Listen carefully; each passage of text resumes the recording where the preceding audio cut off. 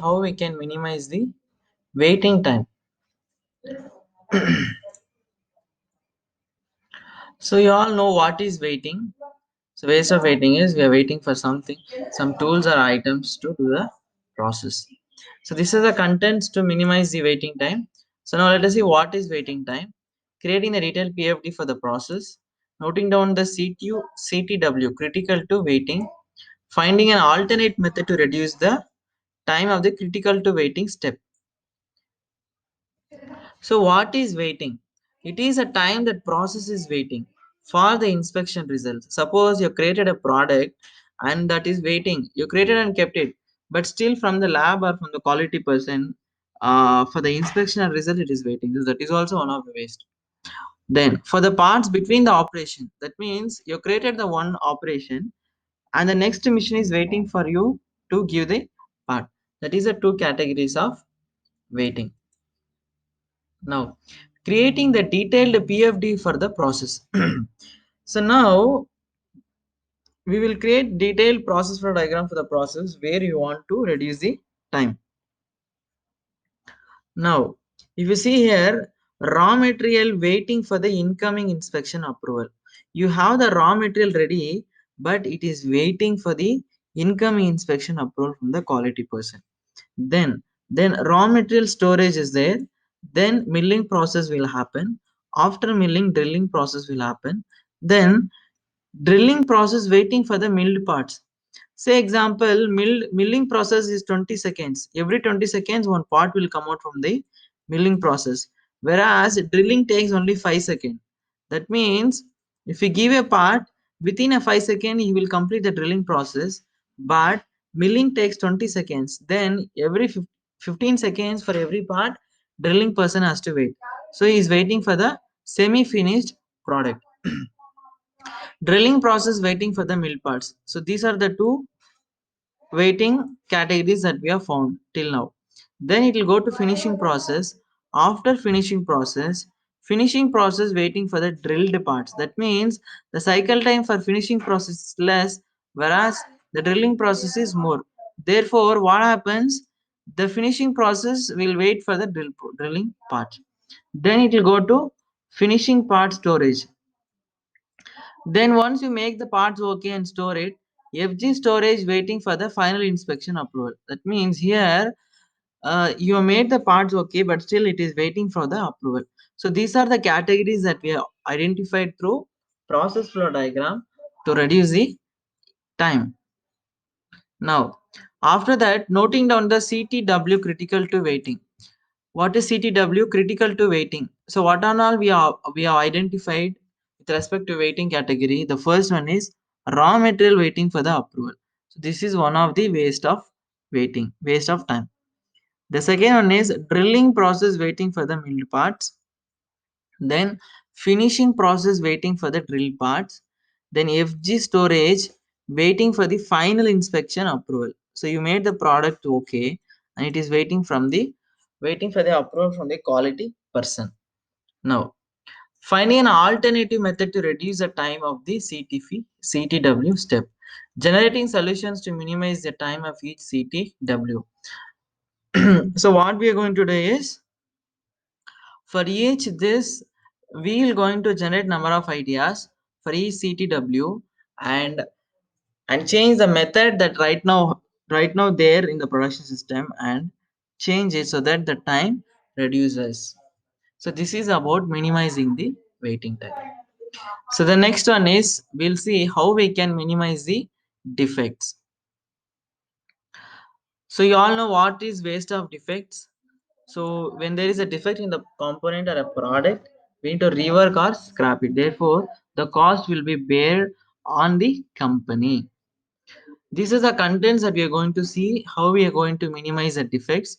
The first one is we'll see what are the defects, where is the defects are getting generated, then deriving potential causes for the defects, generating solution for the potential cause. So now let us see what are defects. Defects are those having a non-conformance on the part which may convert as a defective and leads to reject the item. So what is a defect? A defect is it can be an non-conformance. Suppose if the non-conformance is not okay for the customer, it will become defective. We need to scrap it. If it is a defect, we can rework. If it is a defective, we cannot rework. We need to scrap the component. So now see if in the below example there is a thread damage. So what will happen in the functionality? The nut will not fit into it, or it will not travel to the saturated surface. So this is a defective. We need to scrap it. Second one, where is the defects are getting generated? We shall identify where exactly the defects are getting generated. So now you got to know there is a thread damage, there is some crack or dent. So we need to find out by using different tools, quality tools, where exactly the problem is getting generated. Deriving potential causes for the defects. So now you got the problem and where is the problem also. Now by using cause and effect diagram, you're going to find out the root cause. It can be from the hardware. For an example they given here. So by using cause and effect diagram, you're going to find out the root cause. Once you find out the root cause or potential cause, what we call, we are going to generate solutions for the potential cause.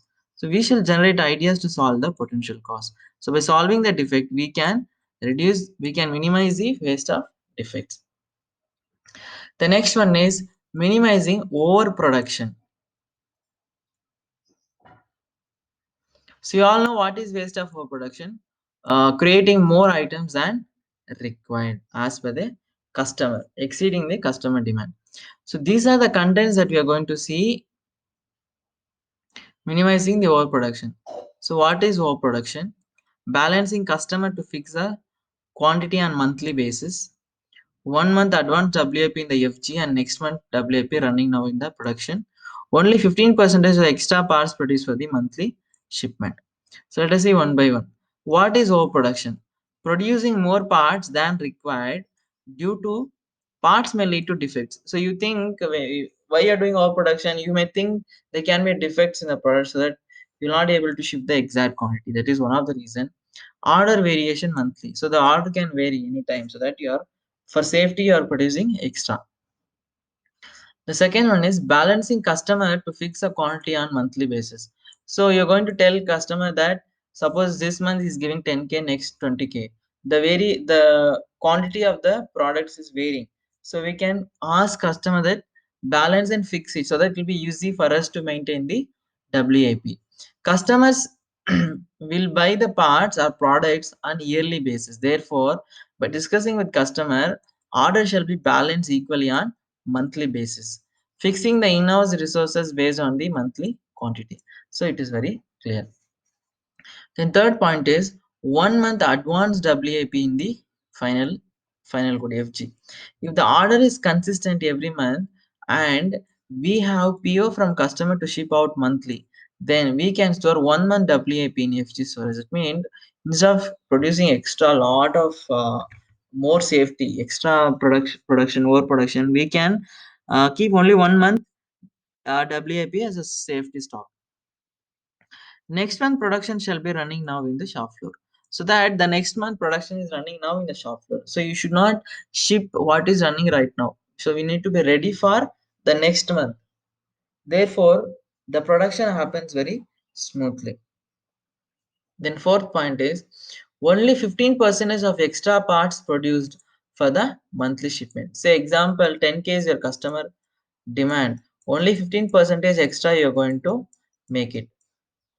We can fix the quantity of parts that shall be produced for monthly shipment, having 15% extra in order to balance the defects.